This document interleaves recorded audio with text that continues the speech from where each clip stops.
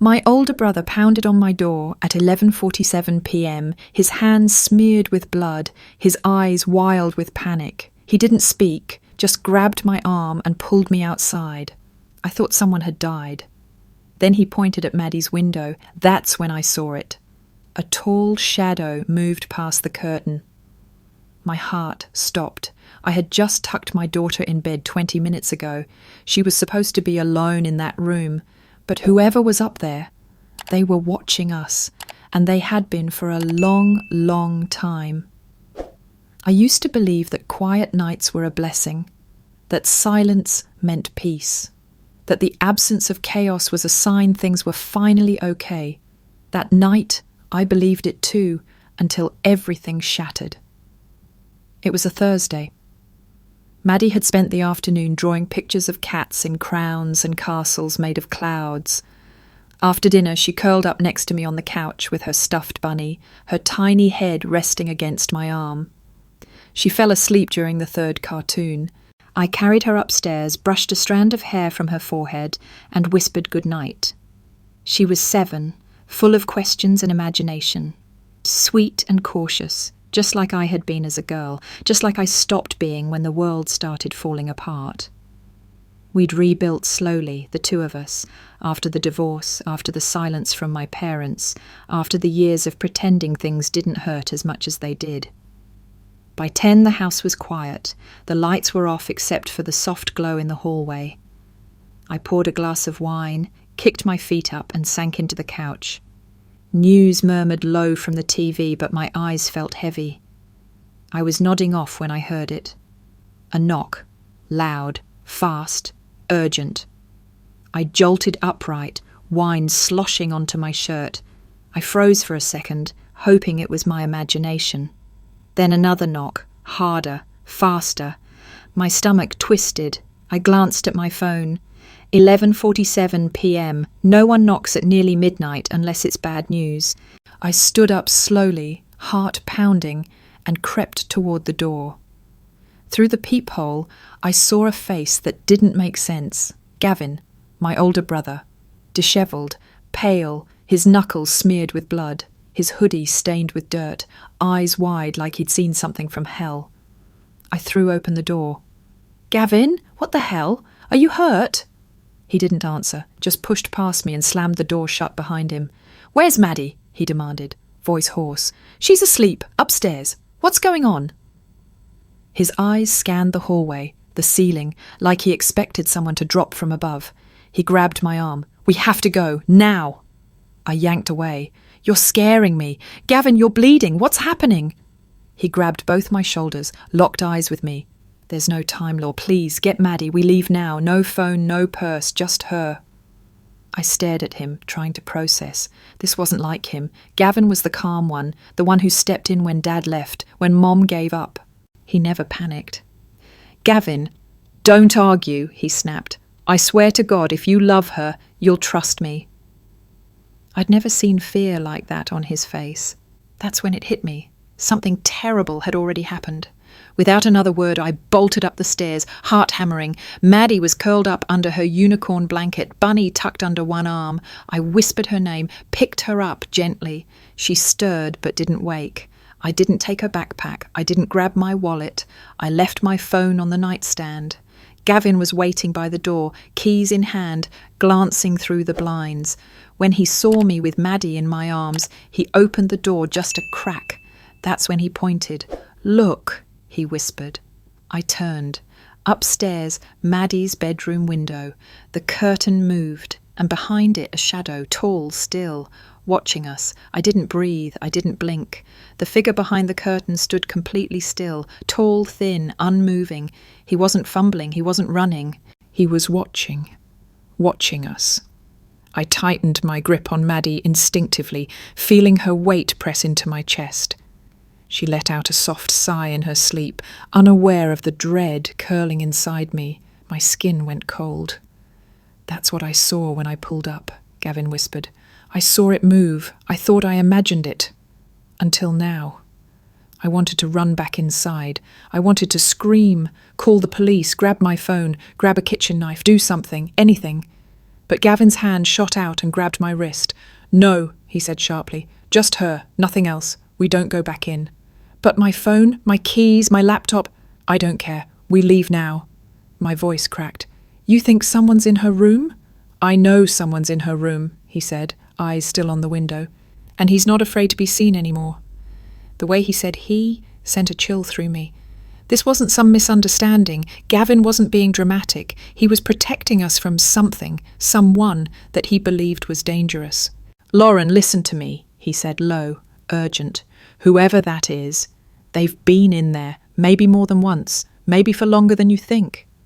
I couldn't speak. I could barely think. All I could feel was Maddie's small body in my arms and the terror that I might have left her alone with a monster. Gavin gently pulled me toward the car. It was parked a few houses down, engine still running. The headlights were off. No interior lights flicked on when we opened the doors. It was like he had planned to make this escape invisible.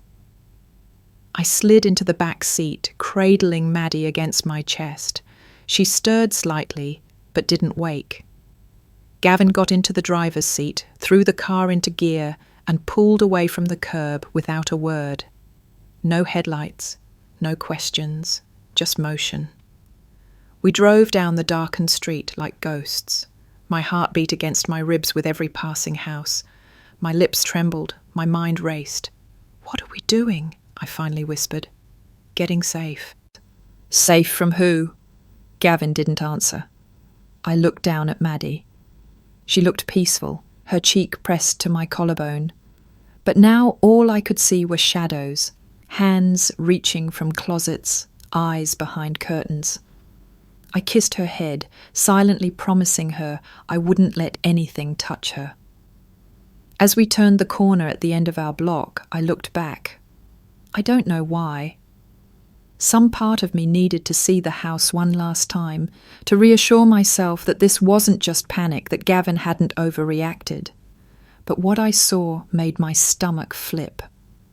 The curtain in Maddie's window parted, not by accident, not from wind. Someone moved it aside, and this time they didn't just stand behind it, they stepped forward. Their silhouette filled the window. Tall, slender, unmistakably human. He didn't wave, didn't move, he just stared right at us, as if he knew we were looking back, as if he wanted us to see him. I turned away, burying Maddie closer to me. I didn't want her to ever see that window again. We didn't speak for miles. The silence was too thick, too loud. Gavin's knuckles were white on the steering wheel. The only sound in the car was the faint hum of tyres against the road and Maddie's soft breathing against my chest. Finally, I broke. "What did you see?" Gavin didn't look at me. His voice was gravel. "The camera. I was at home, just watching TV. I still have the feed from your house synced to my app, remember?" He had set it up years ago, after the break-in during my divorce. I hadn't thought about it in months. "I got a motion alert," he continued. "At first, I figured Maddie moved in her sleep. Then another alert popped up, then a third, 30 seconds apart." His hands tightened. I checked the footage. I could feel my breath hitch. And he finally glanced at me through the rearview mirror. A man stepped out of her closet. My stomach turned. He didn't touch her, Gavin added quickly. Didn't get close. Just stood there, at the foot of her bed, watching her. My arms instinctively curled tighter around Maddie. "How long?" I whispered. "Too long," he said. "A full minute, maybe more."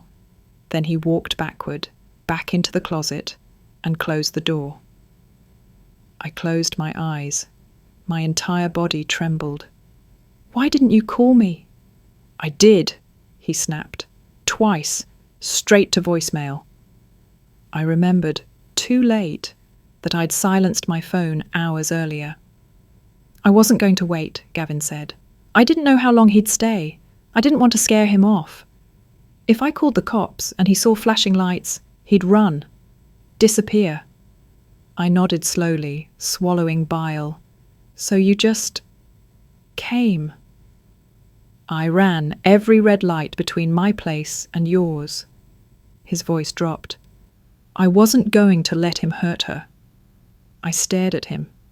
He looked wrecked, sweat on his temple, shoulders hunched forward. But beneath it all, he was steady, focused, furious. Have you seen him before? I asked. Gavin hesitated. No. But I checked earlier clips after we left. He glanced at me again. That wasn't the first time. My heart stilled. What? Gavin nodded grimly. He's been there before. He tapped the steering wheel. I reviewed the last 2 weeks. There are 2 other clips, short ones. He's fast, always moves in the same dead spots between motion sensors. Why didn't the system catch it? He figured out the blind zones. I felt sick. You're saying he's been in my house for weeks? Gavin didn't answer. He didn't need to. A weight settled on my chest like concrete. I thought about all the nights I'd tucked Maddie in. The times she said the room felt weird. The missing snacks, the faint smells, the creaks in the floor I blamed on plumbing. He had been there, not just once, but again. And again. I don't understand, I said softly. Why not take her? Why just watch? Gavin's eyes stayed on the road. Because he's not done yet. When we finally pulled into a dim, empty gas station lot, Gavin cut the engine and turned to face me. There's more, he said. My chest was already tight. More? I didn't just check the closet footage, he said. I went back further, days, weeks. One clip. I almost missed it, but the angle caught something. He pulled out his phone, scrolled quickly, then handed it to me. The screen showed Maddie's room, quiet, dimly lit by her nightlight. She was asleep, curled around her stuffed bunny. For several seconds, nothing moved. Then something above the closet door. A square shifted, barely visible. A panel in the ceiling. It opened, and a pair of hands appeared. The man didn't fall or stumble. He lowered himself silently like he'd done it before. My hand trembled as I paused the video. He came from the attic. Gavin nodded. He didn't come through the front door, he said. He was already in the house. I couldn't speak. The cops checked after I called them, Gavin added. They didn't find anyone, but they found evidence. He looked me in the eye. He's been living in your attic. I felt the air leave my lungs. No. Yes. Sleeping bag. Empty food wrappers. A small knife. He's been up there for who knows how long. The weight of it hit me like a brick. Maddie's room was right beneath that attic. I should have known, I whispered. Maddie said she heard someone whispering her name at night. Gavin turned sharply. When? A few days ago. I told her it was a dream. She said it sounded like someone standing near the closet. I pressed a hand to my forehead. My heart was pounding in my ears. I didn't believe her, I said. I thought maybe she was having nightmares, stress, the divorce. Gavin looked pained but not surprised. You weren't supposed to believe it, he said. That's how people like him work. A few moments passed in heavy silence. Then Gavin said, There's something else. I looked up. The cops found a hidden camera. I blinked. What? They scanned Maddie's room. Behind her bookshelf was a stuffed bear, one you didn't buy, right? I thought about it. I couldn't remember buying it. There was a pinhole camera in the eye, Gavin said. I felt my skin crawl. They checked the footage, he continued. He's been watching her, even when he wasn't in the room, when she played, when she dressed, when she sang to herself. Tears stung my eyes. I pulled Maddie closer in my lap, shielding her from a world that had already done too much harm. And it gets worse, Gavin added, jaw clenched. The tech team said your security system upstairs was tampered with. My breath caught. What? He didn't just find the blind spots. He rewired the motion sensor above the attic door, disabled it. The hallway camera has a 5-second delay. He figured it out. The realization crashed over me. He's studied you, Law, studied both of you. He knows when you turn off the lights, when Maddie falls asleep, what nights you stay up late, what side of the bed she sleeps on. I couldn't hold it in. A sob burst from my chest. I buried my face in Maddie's hair, heart pounding, breath shallow.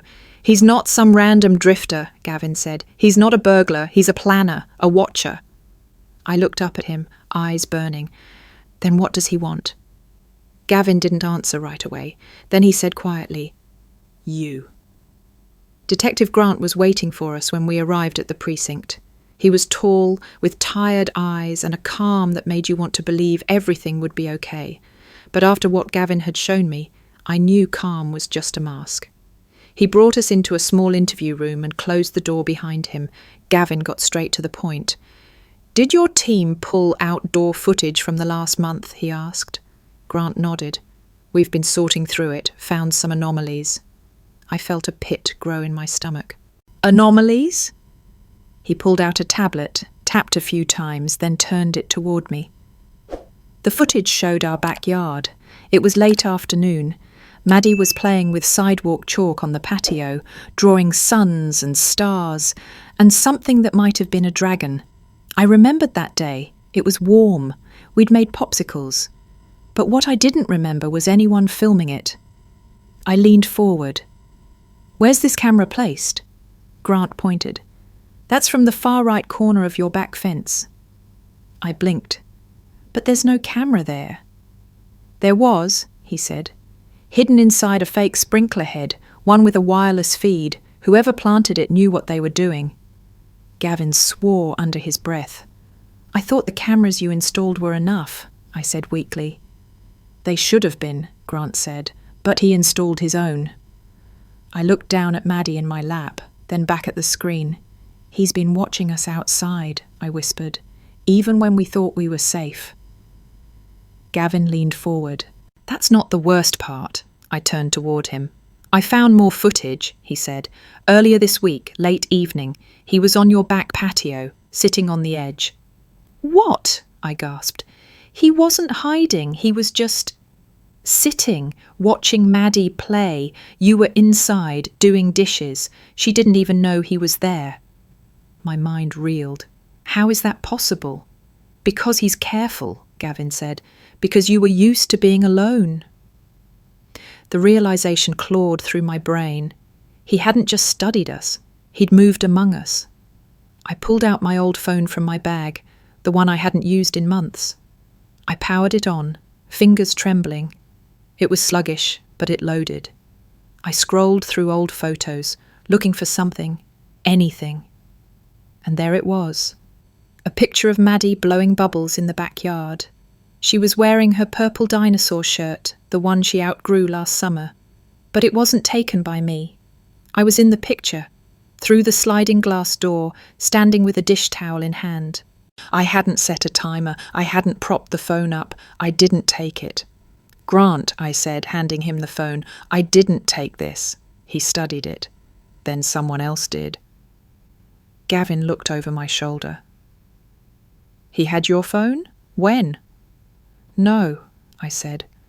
"This phone's been in my drawer since last year. I only charged it today." Grant's jaw tightened, which means he either uploaded it remotely or he used his own device and synced it here. My hands went cold. And then Maddie stirred in my lap, sleepy-eyed. I kissed her head. "You okay, sweetheart?" She nodded drowsily. Then she said, "Mommy?" "Yes, baby." "I think I saw him before." My blood froze. "Who?" "The man." I met Gavin's eyes. "Where?" "In the mirror," Maddie said. She laid her head back down. "When I was brushing my teeth, he was behind me. But when I turned around, he was gone. I thought it was just a dream." Grant said nothing. Neither did I. Because deep down I had the sinking feeling it had never been a dream. Detective Grant returned to the room 10 minutes later, a small evidence box in his hands. His face had changed, more drawn, more serious. "We went back into the attic this morning," he said. "Did a full sweep." Gavin stood, stepping forward. "What did you find?" Grant opened the box carefully and pulled out a clear evidence bag.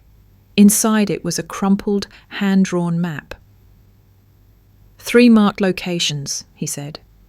Your house, Lauren, Gavin's apartment, and this third one, an address that matches your mother's last known residence. I felt my breath hitch. My mother? I said slowly.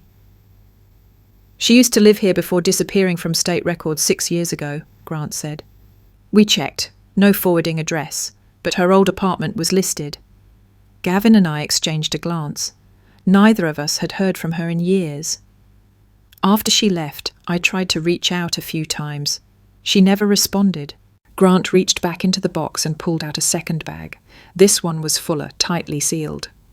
We also found this in a crawl space panel in the attic, he said. Inside were items that made my skin crawl. A small pink sock, a crayon-drawn picture of Maddie holding a balloon, a plastic bracelet with beads spelling out her name, and a tiny cloth tag. I recognized it instantly. It had been missing from the side of her stuffed bunny for weeks. Oh my God, I whispered.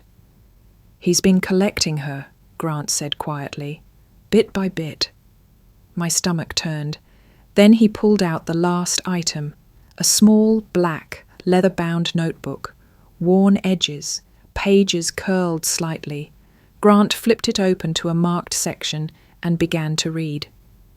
She doesn't even know yet, but soon she will. The bedtime stories, the way she tilts her head when she smiles. It's mine now, they're both mine. The real ones never saw me, but she will. She'll see I was always the right one. He turned the page. Replace the father, become the real one, take what was always mine. My hands trembled. He wasn't just watching us, he believed we belonged to him. Then Grant handed me one last bag. Inside was a torn scrap of lined paper, stained and yellowed slightly. I unfolded it slowly. The handwriting was uneven, but unmistakably female. She's not mine anymore, it read. You take her. No signature. But I knew the handwriting. I had memorized it from old birthday cards, letters from childhood. It was my mother's. I felt the air leave my lungs. Gavin read over my shoulder. His face turned pale. What the hell is this? Grant looked at me gently. We think it's real. We think she gave him permission. I couldn't say it. I couldn't believe it. She gave Maddie away? Gavin asked, his voice hoarse. Maybe not formally, Grant said, but enough to embolden him, enough for him to believe he had the right. Tears stung my eyes. It wasn't just that someone had invaded our lives. It was that someone in my family had opened the door. I looked at Maddie, who was now asleep again on the chair beside me. Her head tilted, mouth slightly open, completely unaware of how close she'd come to being stolen, not just by a stranger, but by the legacy of abandonment that ran through my blood. I need to find her, I whispered. My mother. I need to know why. Grant nodded. We're already looking.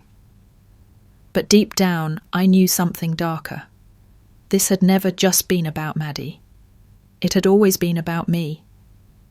Detective Grant returned the next morning, looking like he hadn't slept.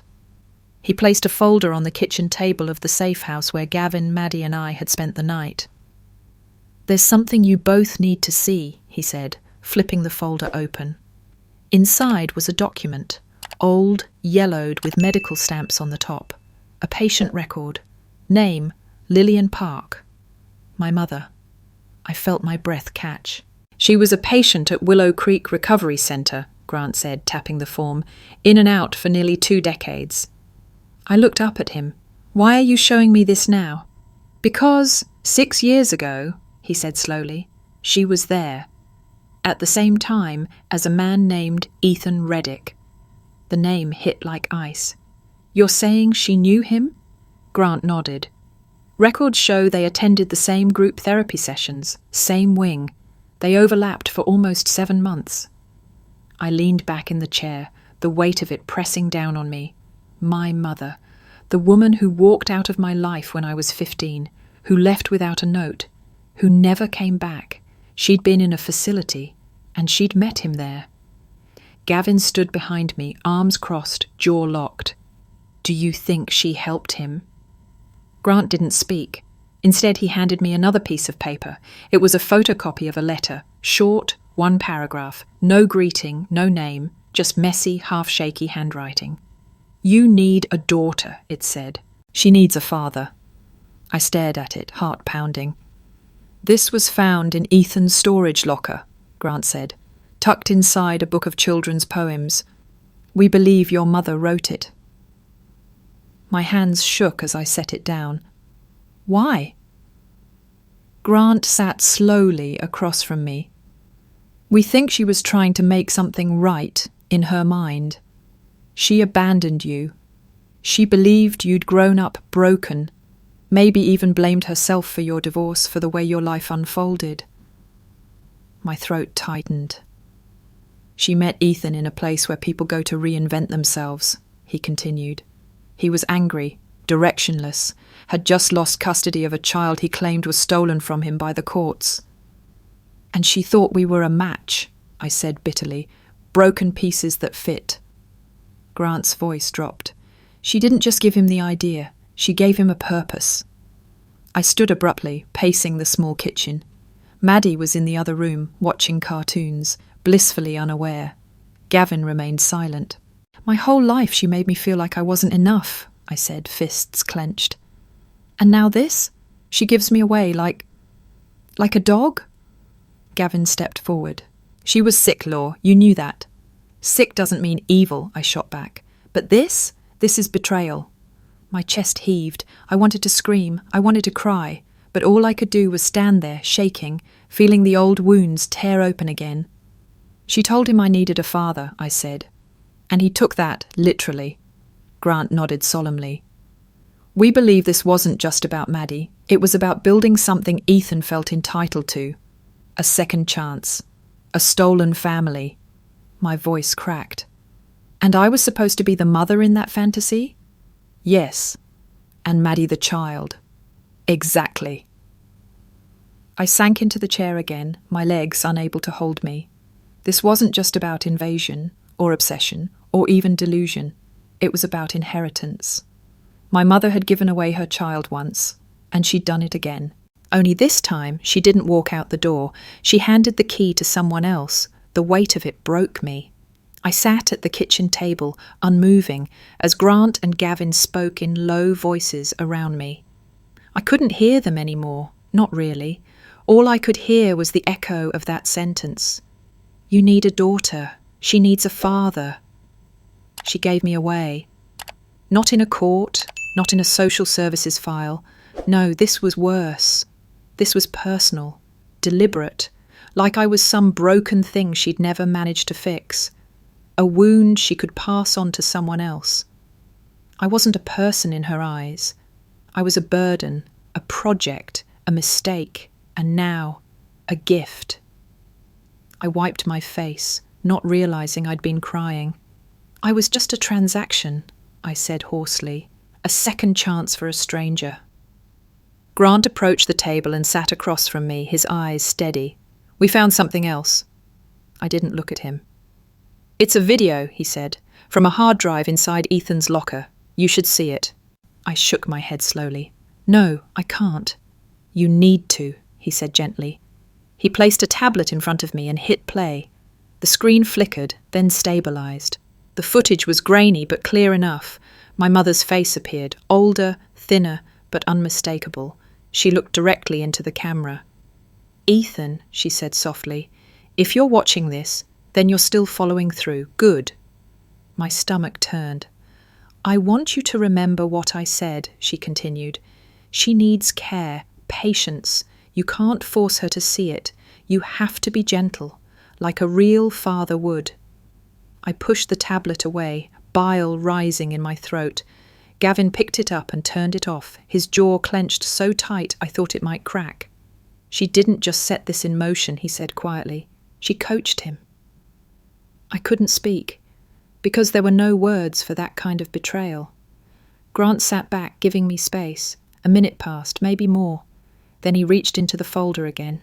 "One last thing," he said. He handed me a photo. At first it looked ordinary, taken outside a local supermarket. The parking lot was full. People moved in and out with carts. Then I saw myself. I was walking out of the store, a grocery bag in each hand. Maddie skipped beside me, and 10 feet behind us, barely in frame, was Ethan, standing next to my mother. They were talking, laughing. I felt the world spin. "When was this?" I whispered. Grant looked at the timestamp. 7 months ago. "I don't remember this day," I said. "I don't remember seeing her. I haven't seen her face in years."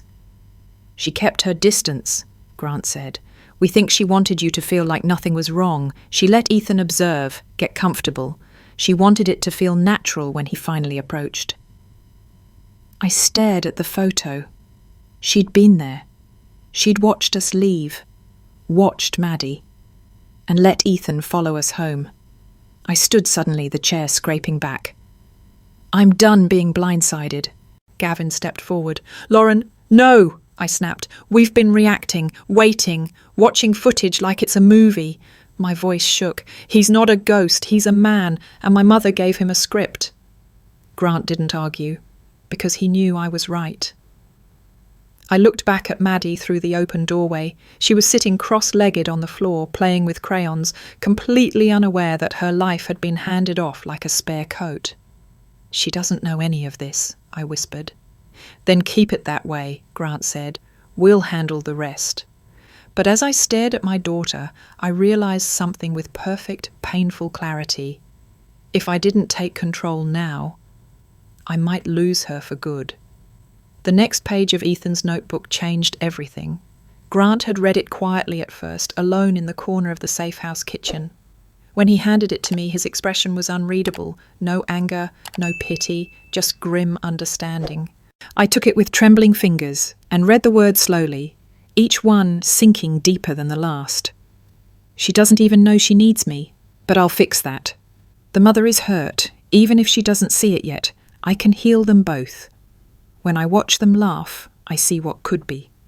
They just need time to see I'm what they were missing all along." I stared at the page until it blurred.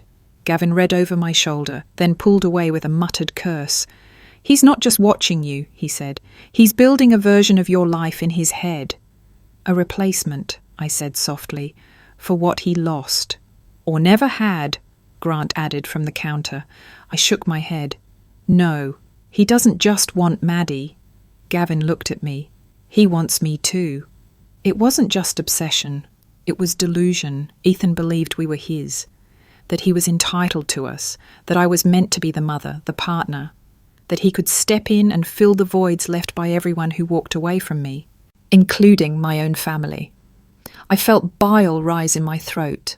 "He's trying to rebuild a family from the pieces," I said, "like we're broken dolls and he's stitching us together." Grant flipped to another page. "There's more." He read aloud. "She looks tired most mornings. I'll help with that one day. Breakfast in bed, a note in the mirror. I've practiced saying, 'I love you.' I think she'll believe it soon."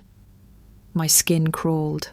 I grabbed Maddie's drawing from the table, one she'd made that morning. A picture of me, her, and Gavin, under a sun with wide yellow rays. She'd drawn hearts around all our heads. And now I couldn't stop imagining Ethan scribbling something similar in that notebook, a fantasy where he stood beside us, part of us. "Where does he get this from?" Gavin asked. "What makes someone believe they can just take people?" Grant was quiet a moment. Then he said, "We think we found something about his past." I turned to him quickly. "What?" "He did some volunteer work," he said, 6 years ago, at Bright Steps Early Centre." My heart stopped. "That's—" I started. Gavin finished it. "That's where Maddie went to preschool." Grant nodded. "He was cleared through background checks, only stayed for a few months, but it matches the timeline of when your mother was still in contact." My knees buckled slightly. I sat down hard. "He saw Maddie there?" I asked. "That long ago?" "We don't know," Grant said, "but it's likely. There were dozens of kids. You probably wouldn't have noticed him in a volunteer shirt, especially if you were focused on Maddie." I rubbed my temples, nausea swirling. "He's been circling us for years," I said, "not weeks, not months." "Which means this was never impulsive," Grant said. "It was a slow burn, a plan." I looked up at him, voice shaking. He didn't just want a family. "He built one," Gavin said darkly, "from ashes." Grant brought out a second evidence bag, thinner than the last, but somehow more disturbing. Inside was a folded piece of paper, yellowing at the edges, lines creased sharply down the middle, like it had been opened and studied hundreds of times. He handed it to me carefully. I unfolded it. It was a drawing, crude, penciled by hand. The perspective was skewed, almost childlike, but the details were unmistakable. It showed a house, my house, with a smiling stick-figure woman holding hands with a small girl. A taller figure stood beside them, arms wide open, a line drawn above their heads like a sunbeam. Underneath, in shaky block letters, were the words, "Finally home." My breath caught. The woman had my long hair, the girl had Maddie's pigtails, and the man, he was nameless, just Ethan. He had drawn his fantasy into existence. "This was found under the floorboards," Grant said, "along with recordings." Gavin stiffened. "What kind of recordings?" Grant pulled out a flash drive and plugged it into the tablet. He tapped play. The audio was soft, tinny, but the voice was unmistakably Ethan's. "Good morning, Maddie," he said in a gentle, practiced tone. "Did you sleep well? Daddy made you pancakes. No? You want eggs today? Okay." I clenched my jaw. It continued. "Go tell Mommy it's time for breakfast. Tell her you love her. Say it like we practiced." A pause. Then a different tone, higher, childlike. Ethan mimicking Maddie's voice.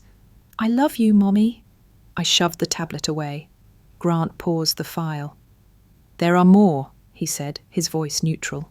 "Dozens. Some where he reads bedtime stories, some where he whispers lullabies. He's created whole conversations." Gavin ran a hand down his face. "He's insane." "He's methodical," Grant corrected. "He rehearsed being a father, over and over." I sat in silence, numb, staring at the drawing in my lap. We were smiling in it, all three of us. Ethan had given us permanent smiles. That's when Grant said, "There's something else." He picked up the tablet again and scrolled to another clip. "This one isn't about you," he said, glancing at Gavin. He tapped play. Ethan's voice returned, but this time it was different, lower, rougher. "I saw him again today," he said. "He's always watching, always playing protector, like he knows something's wrong, even though he can't see it." A pause. Breathing. "Gavin," Ethan whispered. "Gavin thinks he's the wall, but walls crumble." "I'll be patient." My blood turned to ice. Gavin stared at the screen, silent. "He knew your name," I said. Grant nodded. "He's been watching more than just the house. He's followed your routine. We think he's encountered you before, maybe at a store, maybe during one of your visits." Gavin sat down heavily. "He was behind me this whole time. He saw you as an obstacle," Grant said, "but not a threat, not yet." I touched Gavin's arm. He didn't flinch, but I could feel the tension beneath his skin. "He's planned every word," I whispered, "every line of the script." Gavin looked at me, jaw tight. "Then it's time we flip the ending."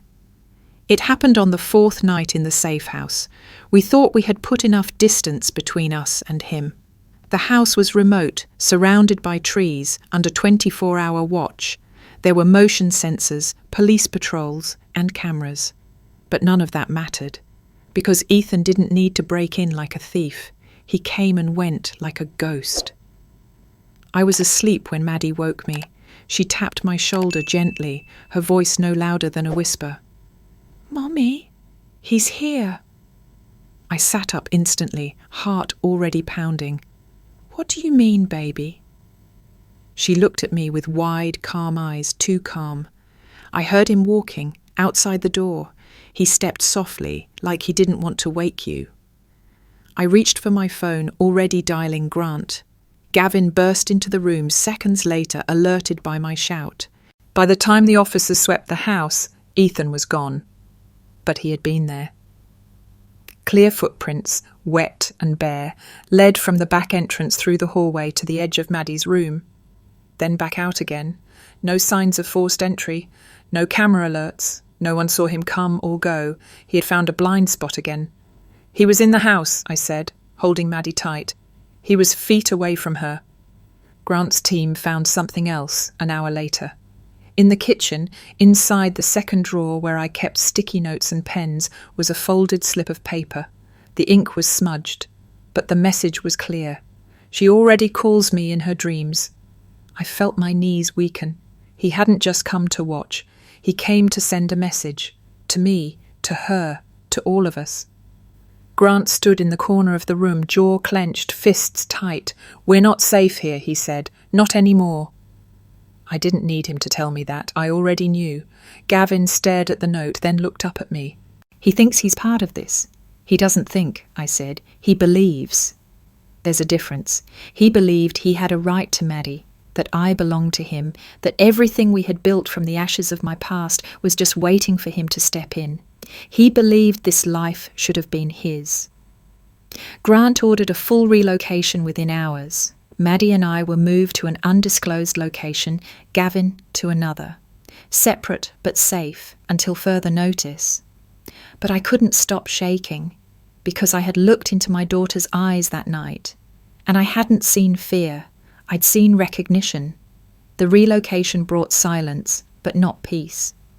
We were moved to a small cabin in the woods, miles from any main road. A generator provided electricity, and satellite phones were our only line of contact. The windows were covered, the doors reinforced. And still, I didn't sleep. Because for the first time I realised Maddie hadn't been the true target. It had always been me. The signs were everywhere, etched into Ethan's words, his voice recordings, the way he mimicked our daily life. Even the gentle cadence he used when speaking, as if I were already beside him. It wasn't rage driving him. It was longing. A twisted, unrelenting desire to be seen, to be loved, to be chosen. I thought of the note again. She already calls me in her dreams, and felt something cold stir in my chest. He didn't mean Maddie was dreaming about him.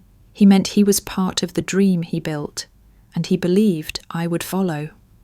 The newest footage confirmed it. Grant had installed hidden surveillance in the previous safe house, anticipating another intrusion. One of the cameras, a near-invisible pinhole, had caught him that night.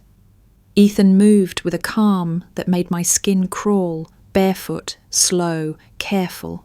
He didn't look for things to steal, he just looked at the pictures on the walls, our family photos. He stood in front of one for almost a full minute, staring at a shot of me holding Maddie on her 3rd birthday, both of us covered in frosting and laughter. He reached out and traced my face with one finger, and then, just before he walked away, he whispered something into the silence. Grant played the clip for me 3 times. On the 4th, I heard it clearly. "You never loved me," Ethan murmured, "but you will." I couldn't breathe. He wasn't hunting us to harm. He was waiting for me to understand, waiting for me to see him. The horrifying truth unravelled piece by piece. He hadn't broken into our home to destroy our life. He'd entered it to become part of it. Every moment he watched us, he was writing a new story in his mind, one where I forgave my mother, fell in love with the man she gave me to, accepted him as protector, partner, father. He didn't want death. He wanted devotion. "I was the prize," I whispered to Grant. He nodded slowly. "You were the story," he said, "and Maddie was just the ending." The call came just after midnight. Gavin was missing. He hadn't checked in for hours. His phone was found on the ground beside his locked car. No signs of struggle, no footprints, just nothing. I screamed when Grant told me. Maddie woke up crying, clinging to me as I tried to stay composed, but inside, everything fractured. They found him at dawn, barely conscious, dumped behind an abandoned rest stop 3 counties over.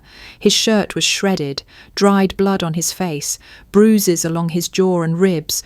But what broke me wasn't the damage. It was the words carved into his chest, 4 inches tall, jagged, deep. "You took her." He was alive, but barely.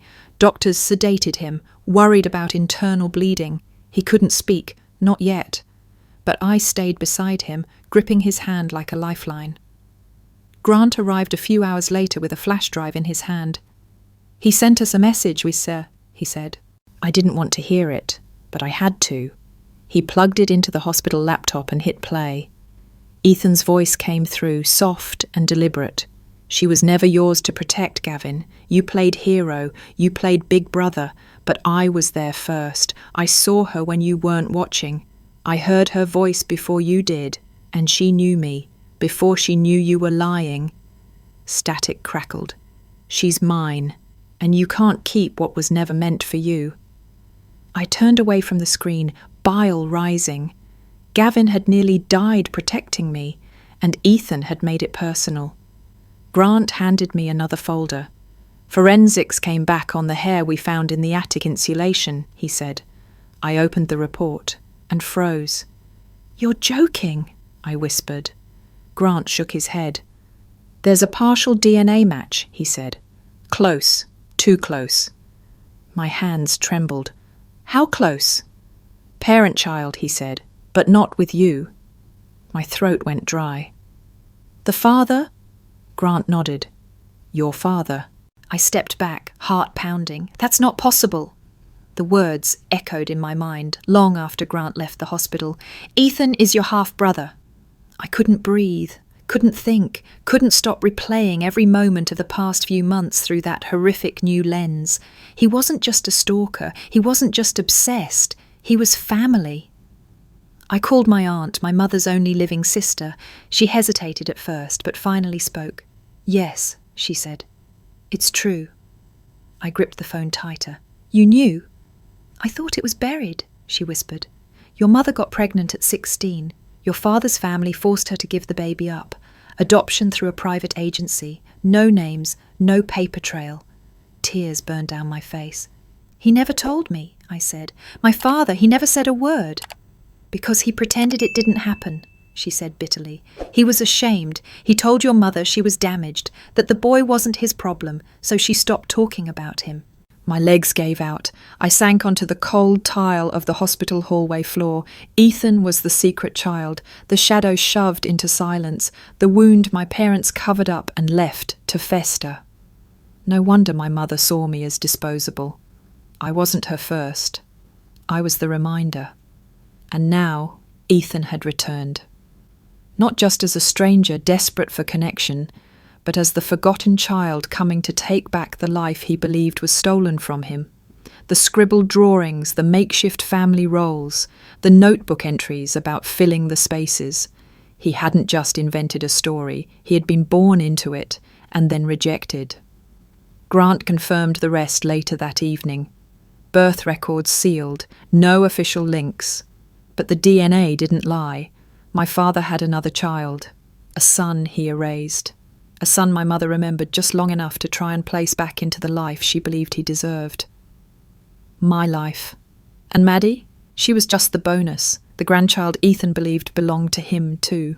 The bloodline that, in his fractured mind, he was meant to continue. Gavin, bruised and groggy, listened as I told him everything. He didn't speak for a long time. Then he said, "This wasn't just about you." I looked at him through red, swollen eyes. "This was about all of them," he said. "Your mom, your dad, everyone who threw him away." I nodded slowly. "He's not just sick," I whispered. "He's a consequence. A child abandoned by both parents, left to rot in the foster system, raised without love, without stability, without even a name he could trust. He didn't appear from nowhere. He was shaped, moulded by the same silence that haunted my childhood. He was born into rejection. And now he'd built a world where that rejection never happened, where he belonged, where we all did, by force if necessary.